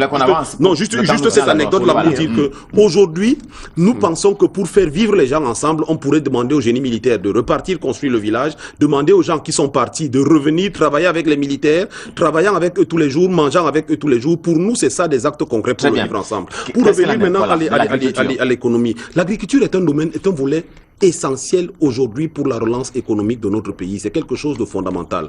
Il ne faut pas seulement une réforme agraire, mais il faut également une réforme du foncier. Parce que c'est ça toute la question. Pour arriver à une agriculture industrialisée, il faut d'abord que les gens puissent avoir des terres pour cultiver. Ce qui est arrivé pour le cas de l'usine à manioc de Samilima, où on a eu une usine qui était techniquement prête à produire, à transformer du manioc, mais il n'y avait pas de manioc parce qu'il n'y avait pas suffisamment de terres cultivables pour le manioc. Donc nous pensons qu'il faut pouvoir sortir l'agriculture de sa façon traditionnelle qu'elle se fait aujourd'hui pour la transformer en une véritable industrie agricole, ça demande également de pouvoir faire venir d'abord des investisseurs étrangers, parce qu'aujourd'hui, il est important que des investisseurs, et on en a dans plusieurs pays qui sont prêts à venir investir sur le Cameroun, et en tenant compte des spécificités géographiques que nous avons dans notre pays. Donc pour nous, l'agriculture, c'est quelque chose de fondamental, c'est un levier important sur lequel on devrait s'appuyer pour la relance économique, mais pour cela, il y a un certain nombre de moyens qu'il faut faire, un certain nombre d'investissements qu'il faut pouvoir faire, un certain nombre de réformes, aussi bien sur le système agraire que sur le système foncier qu'il faut pouvoir engager. Alors, Kopita Damou, à propos de l'agriculture, pour faire un peu un trait entre l'agriculture et l'économie, le Cameroun, depuis un bon nombre d'années, aussi en termes de taux de croissance, entre 3 et 5%, ce qui crée naturellement les emplois, notamment dans le domaine agricole. Qu'est-ce que l'UDC entend faire pour améliorer cette donne? Merci, Gislaine Pierre-Sono. Vous savez, nous, à l'UDC, nous travaillons, et je l'ai dit à l'entame, que nous n'attendons pas la période électorale pour travailler sur les questionnements importants, pour apporter des réponses concrètes à la demande sociale du Cameroun. Nous n'hésitons pas à faire appel à l'expertise, au-delà du militantisme, de nos militants. Vous savez que dans le cadre des journées républicaines, nous recevons les experts qui nous permettent de confronter notre vision à l'expertise qui nous paraît avérée. En la matière, nous avons, par exemple, notre compatriote Bernard Ndonga, qui a parlé du défi de l'agriculture camerounaise qui devrait passer de la préoccupation de l'autosuffisance alimentaire à la souveraineté alimentaire. Nous nous sommes appropriés de ça. Et nous le citons. Parce que quand nous intégrons ça dans notre projet, sans en être auteur, nous citons l'auteur. C'est ça qui fait la différence avec les autres. Donc, chez nous, il est question d'aller à la souveraineté alimentaire qui, à la différence de l'autosuffisance alimentaire, fera que les Camerounais mangent ce qu'on a produit au Cameroun et que le Cameroun soit capable d'exporter l'excédent de sa production agricole. Et quand on le fait, on va arriver maintenant à une situation où on doit pouvoir industrialiser. Et l'UDC propose la démarche en 5 points. Le premier point, c'est que dans le cadre de la décentralisation, nous développerons ce que nous avons appelé le plan d'urgence communal, qui, sur 3 ans, consistera à doter chaque commune, indifféremment de leur taille, d'1 milliard sur 3 ans, avec pour objectif de suivre cette dotation pour qu'elle contribue à booster le développement de manière participative sur le plan local. L'autre point, c'est que vous savez, pour pouvoir aider l'agriculture à émerger, vous devez agir sur les 3 points qui restent chez nous. Le premier point, c'est la réforme foncière. Et nous avons dit, l'a dit tout à l'heure. On se retrouve là, à ce niveau-là. C'est une préoccupation. Il y a la réforme agraire et nous avons une politique importante pour la réforme de la politique foncière au Cameroun. Le deuxième, c'est le développement infrastructurel et les voies de communication. J'ai été à Olamze dernièrement. Le président départemental de l'UDC d'Olamze est un grand producteur. Nous avons trouvé qu'il y a des productions importantes là-bas qui pourrissent parce que partant d'Olamze à Kiossi, qui n'est pas longue de 35 km, ils ne trouvent pas la possibilité de le faire passer dans l'angle de route. Donc nous allons mettre je vous accompagne dans l'idée que vous avez soulevée. En tout cas, on a prévu d'en faire cas ici. Oui. Comment faire pour financer la construction des routes et ou des autoroutes au Cameroun? Je voudrais également que Sam, tout à l'heure... Vous permettrez que je termine... Vous permettrez que je termine mes points et puis je répondrai à votre question, comment faire pour développer les infrastructures, pour trouver les moyens de développer. Il faut aller vite. Donc il faut aller vite. Donc il sera question également d'améliorer les conditions de vie dans nos villages pour freiner l'exode rural. Parce que pour développer l'agriculture, on ne va pas amener les Chinois à venir faire l'agriculture. Il faut que ça soit fait par nous-mêmes. Et pour le faire, il faut contenter le jeune de ne pas partir du village pour la ville. Donc il faut lutter contre l'exode rural. Et le dernier point, c'est la mécanisation. Donc nous allons pouvoir passer de l'agriculture artisanale à l'agriculture mécanique qui consistera à aider les Camerounais à s'organiser en groupe pour pouvoir développer les plantations communautaires. Ça, c'est très important. Et maintenant, ma question, comment on financera le développement des infrastructures routières pour permettre la bonne circulation des productions pour que ça ne pourrisse pas dans le champ ou dans les maisons? Mais, vous savez, monsieur Gislaine Pierre-Sono, l'UDC a déniché véritablement des pôles gaspillage de ressources financières dans ce pays qui permettrait de ressortir des économies importantes. Parce que ce qui manque au Cameroun, c'est pas l'argent, c'est la volonté politique de faire et c'est la prédisposition à aller à la bonne gouvernance pour que les ressources disponibles servent au maximum de la population. Quelle est la solution de Ndifo Franklin, s'il est élu président de la République, s'agissant du problème général des infrastructures structurantes? Merci pour la question, mais vous me permettrez d'aller graduellement dans mon explication sans me couper assez rapidement pour un peu plus d'équité. Vous voyez, j'ai dit tout à l'heure que finalement la plupart des programmes et des projets se rejoignent. Ce que dit le représentant de l'UDC n'est pas différent de ce qu'on a entendu tout à l'heure concernant, par exemple, les problèmes de gouvernance. C'est tellement élémentaire, tout le monde connaît les problèmes. Et ce que nous on propose de faire, c'est de dire que ce que le RDPC n'a pas pu implémenter, c'est ce que nous allons faire précisément. Donc, et parce que l'échec du renouveau aujourd'hui en matière économique repose essentiellement sur ce qu'on appelle blackout infrastructurel. Vous avez su toucher du doigt la réalité de l'affaire. Aujourd'hui, on a de la peine dans la sous-région de partir de Douala à Yaoundé. Vous avez au bas mot 5 à 6 heures de temps à passer. Et à l'entrée et à la sortie de la ville de Douala, qui est vraiment la porte d'entrée au niveau de l'économie sous-régionale, c'est un vrai calvaire par la faute de ceux qui n'ont pas été en mesure d'aménager la route qui part de Nyala Château jusqu'à Total Lokbaba. Ça fait une seule voie et des pertes en matière économiques qui sont énormes. Donc, tout ça se tient parce que vous avez des gens dans le circuit de passation des marchés publics qui ne pensent qu'à eux, qui veulent vous faire des routes de 9 km à 45 milliards de francs. Ça a toujours fonctionné comme ça. Il ne faut plus faire confiance à ces gens-là, tout autant que ceux qui arrivent aujourd'hui avec de très belles formules. Est-ce que M. Ndamjoya nous a dit comment il gère déjà la mairie de Fumban pour venir, à travers son représentant, ce soir nous promettre de très belles formules? Nous avons besoin d'abord d'une équipe de personnes qui sont propres. Mon cher monsieur, moi je ne vous ai pas coupé tout à l'heure. Nous avons besoin de personnes qui soient propres, pures, pour insuffler une nouvelle dynamique. En matière de gestion des finances publiques, cher ami, en matière, finalement, puisqu'on est dans le domaine de l'économie strictement, en matière d'incitation au niveau du climat des affaires, tout est complètement verrouillé. Parce que nous avons affaire à un patronat qui lui-même est inféodé aux gens du pouvoir, qui ne peut pas permettre à ce qu'au niveau des petites et moyennes entreprises, il y ait une véritable éclosion.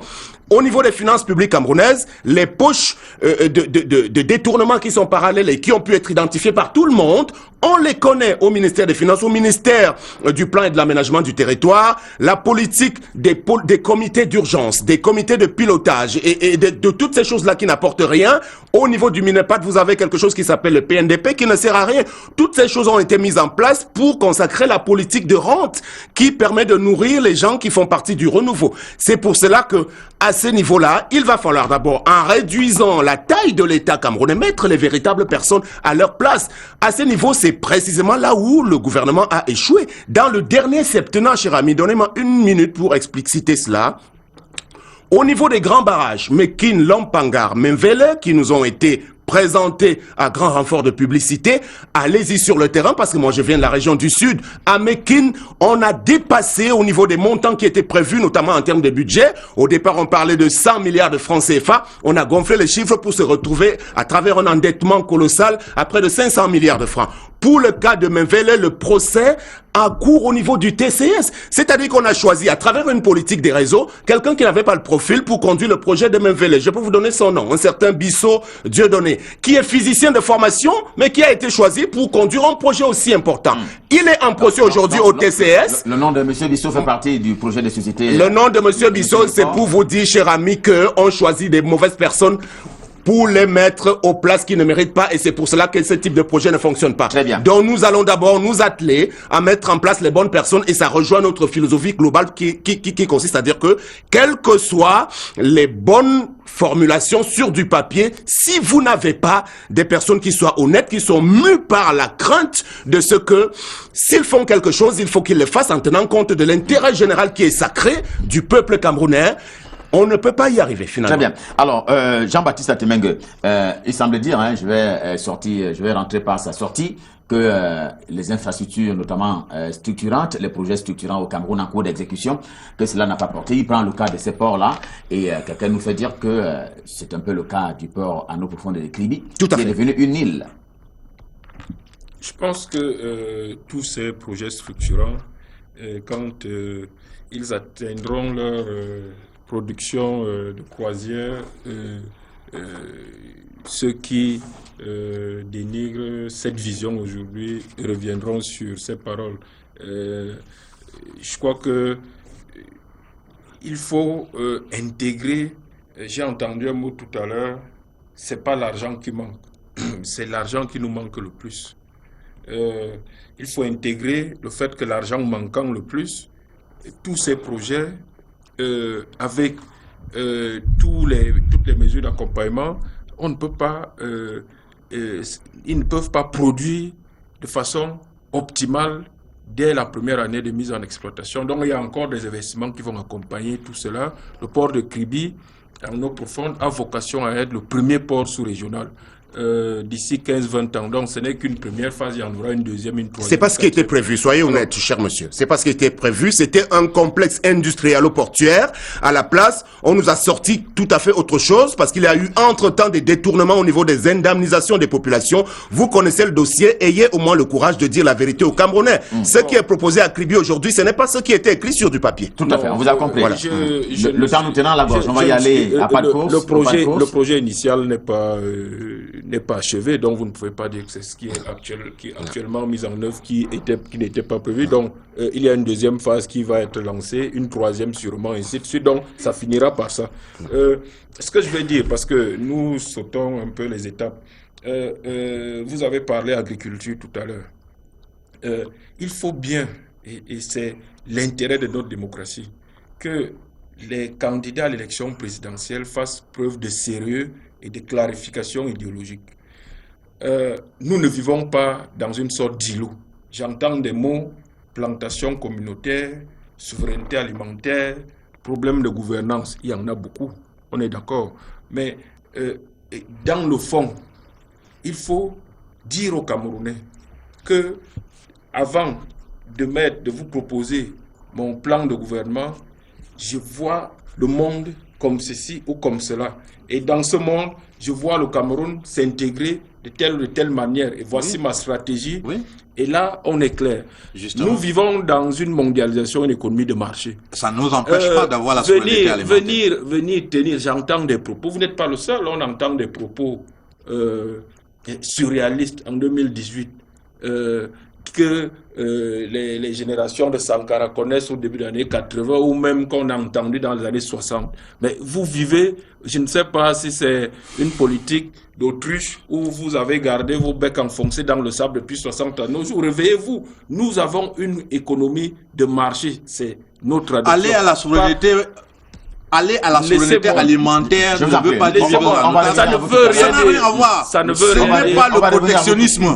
Ça ne veut rien dire. C'est juste savoir comment profiter de la mondialisation. Ça ne veut rien dire. Et le Cameroun a le potentiel. Non.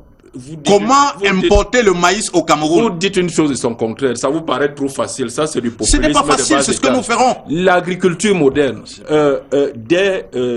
Vous savez pourquoi la révolution verte du président Aïdjo a échoué? Parce qu'elle avait cette approche communautaire, communiste, je vais dire carrément, et qu'elle a voulu privilégier ce que vous avez dit tout à l'heure, l'implantation, éviter l'exode rural, l'implantation d'une agriculture artisanale. Et c'est le contraire que la Côte d'Ivoire a eu à faire. Et elle est tout de suite dans le mode libéral de l'agriculture.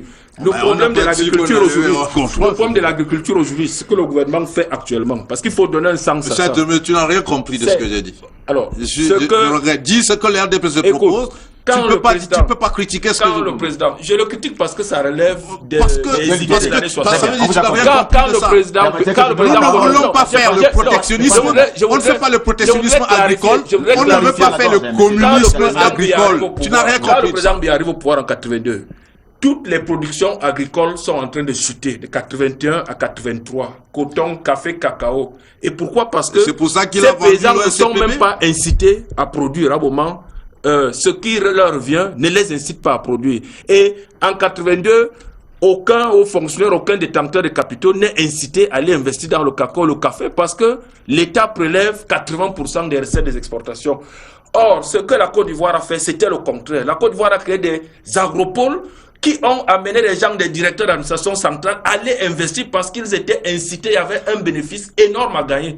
Aujourd'hui, on est en train de mettre en place ce système qui va inciter, et vous voyez des gens investir aujourd'hui, des ministres, des palmeraies, tous ceux qui ont l'argent savent qu'aujourd'hui, si je mets 100 millions pour une cacaoyère, en 5 ans, je récolterai 300 millions. C'est ça qu'on veut. Ce n'est pas cette vision des années 60. Et les infrastructures et un certain nombre de communication et de formation, parce que cette agriculture demande une formation. Est-ce que tu sais c'est ça qu'on crée des écoles pratiques d'agriculture. Tu sais ce que c'est que la souveraineté alimentaire? C'est un processus. Très Ce bien. que vous dites, Tu sais ce que c'est? on est bien en avance, on a bien avancé par rapport à ça. On a bien avancé par rapport à ça. Une question à 0 francs. Il nous reste moins de 10 minutes à passer ensemble, malheureusement. Alors, est-ce que, au regard de ce qui se dit sur le plateau, en termes de projet de société des candidats à l'élection présidentielle du 7 octobre prochain, on peut se dire que il faut remodeler les politiques publiques pour pouvoir en arriver là? Quelqu'un parle par exemple d'une création à hauteur d'1 million d'emplois par an. Est-ce que cela est possible en l'état actuel des choses des politiques publiques? L'implémentation d'une politique publique pose la question de son financement. Il faut rester suffisamment lucide lorsqu'on met sur pied une stratégie, un programme, des propositions. Il faut savoir d'où est-ce qu'on va mobiliser les moyens pour l'implémentation du dit programme. Je pense que pour un candidat sérieux à l'élection présidentielle, un accent particulier doit être mis sur l'agriculture.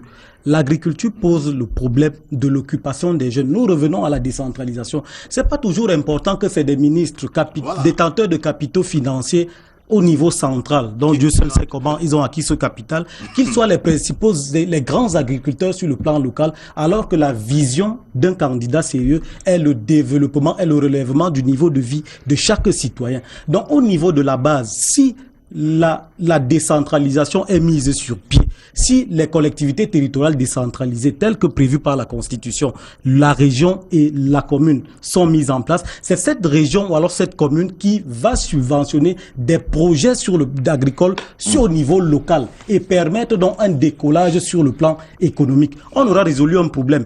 Il faut non seulement produire, mais travailler pour la transformation sur place. C'est pourquoi Paul Maël tout à l'heure a évoqué un projet, je ne sais pas si c'est un éléphant blanc, l'usine à transformation du manioc de San Mélima. C'était un projet ambitieux qui pouvait booster la production dans le cadre de la transformation du manioc, mais qui aujourd'hui a été plombé, je ne sais trop pour quelle raison. Donc en définitive, vous avez vu avec la ratification par le Cameroun des accords de partenariat économique qui instaurent la zone de libre-échange. J'aimerais bien voir les produits issus de la transformation du manioc de San Mélima aller rivaliser avec des produits européens sur un supermarché à Genève ou à Paris. On va se poser la question de savoir avec quelle force. Alors moi, je voulais...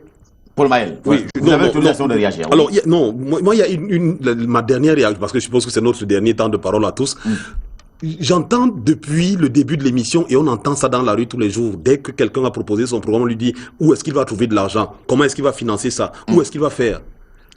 Mais quand le RDPC dit qu'il va construire monts et merveilles, personne ne leur demande où ils vont prendre de l'argent. C'est des techniques de séduction de l'électorat en période de campagne.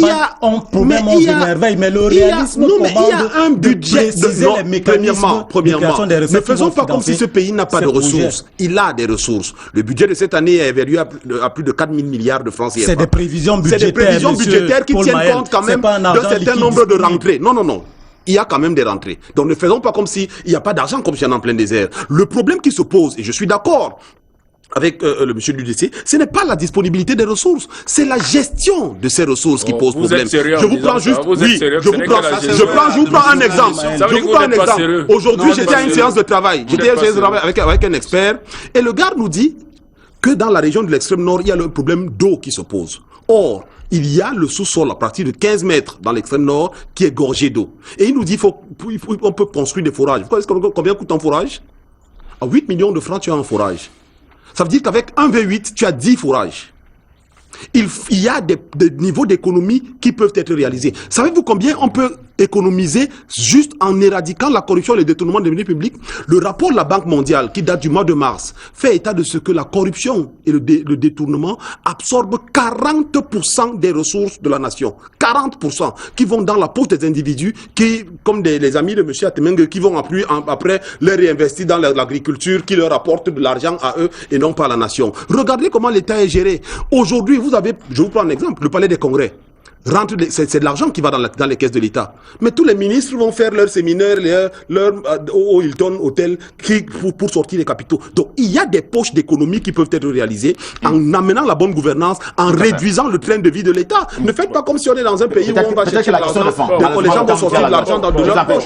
En 30 secondes, est-ce que vous avez l'impression que, en l'état actuel des choses, le gouvernement fait un effort particulier pour effectivement payer la dette publique intérieure, pour que ça fonctionne quand même dans le secteur privé qui est destiné à créer les richesses? Depuis qu'on a annoncé le début de paiement de la dette publique, je ne trouve pas un opérateur économique qui soit déjà passé à la caisse. L'État paye en même temps, l'argent ne fait pas le bruit, donc. Pour peut-être les contraintes au niveau international. Non, je le dis parce que je sais de quoi je parle. Et on est souvent préoccupé par l'extérieur qu'à l'intérieur. Et vous avez suivi, pour ma conclusion ici, le RDPC dit qu'ils sont soucieux de promouvoir une société capitaliste holistique. Parce que ce sont leurs ministres qui captent l'argent en termes de missions fictives et salaires fictifs. Ce sont ces mêmes ministres qui vont prendre les projets financés par l'État pour aller développer les palmeraies et autres. Et nous, à l'UDC, nous disons que nous voulons promouvoir l'agriculture à travers les collectivités territoriales décentralisées, une agriculture qui permettra aux jeunes de devenir aussi riches.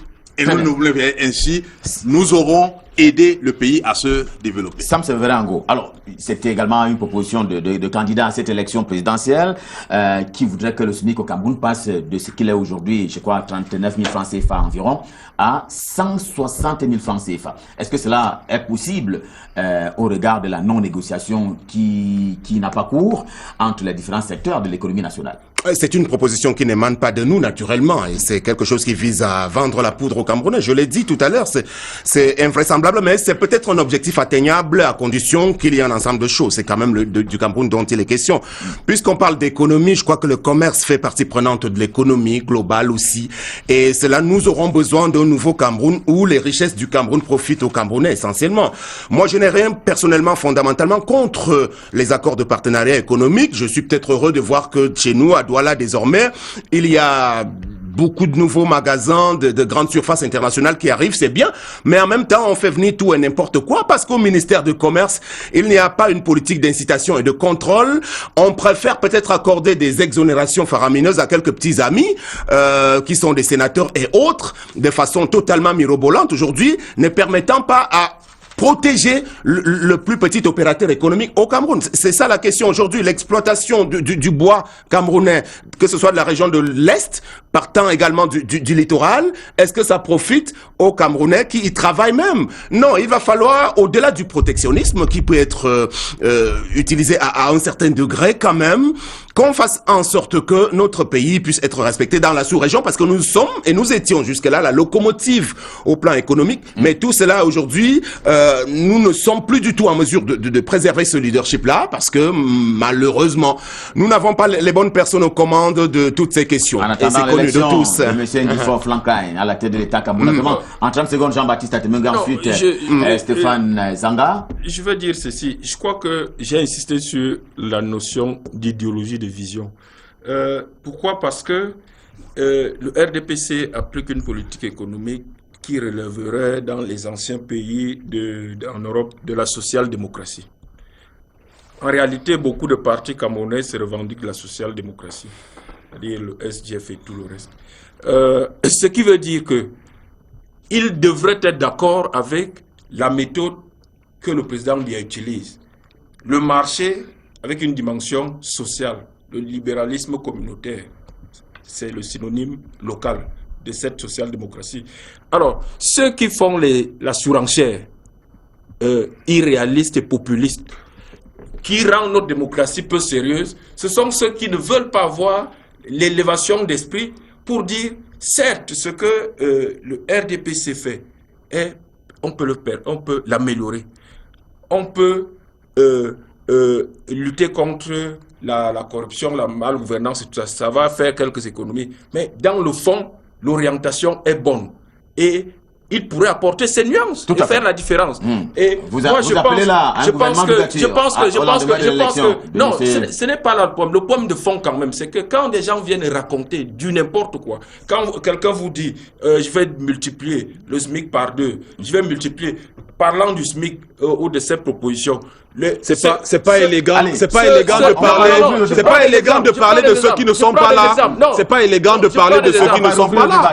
Il propose les mêmes choses que l'autre. Je prends l'exemple. En 2011, le SGF avait un candidat. En 2011, le SGF avait un candidat. L'économie se portait très bien. Les caisses de l'État étaient pleines. Vous l'avez détruit. Le prix du pétrole. C'est terminé, monsieur. Mais je n'ai pas entendu le candidat du SGF, Frundi, qui est beaucoup plus sérieux que l'actuel, proposer le doublement de SMIC, multiplier je ne sais pas, les subventions par 1000. Aujourd'hui, où l'économie mondiale est en crise, on n'est pas la CRTV, c'est là où ce monsieur vous dit je vais, sans augmenter la productivité, sans augmenter la compétitivité, je vais multiplier les salaires. Ça, c'est pas la CRTV. Jean-Baptiste Atemengue, infiniment merci de vous arrêter un temps soit peu. Finalement, vous vous êtes arrêté. Généralement, quand vous avez des collègues, il devient difficile de vous arrêter dans votre élévation. En réalité, je suis seul contre toi, donc je devrais parler beaucoup plus. Chaque candidat est venu ici pour dévoiler un peu son projet de société, ou si vous voulez, son programme lorsque son candidat sera élu. Messieurs, infiniment merci d'être venus à l'occasion de cette première émission. On reviendra, j'espère, parce qu'on n'a pas eu le temps. Évidemment, soyez rassurés. Vous reviendrez. Les portes sont ouvertes.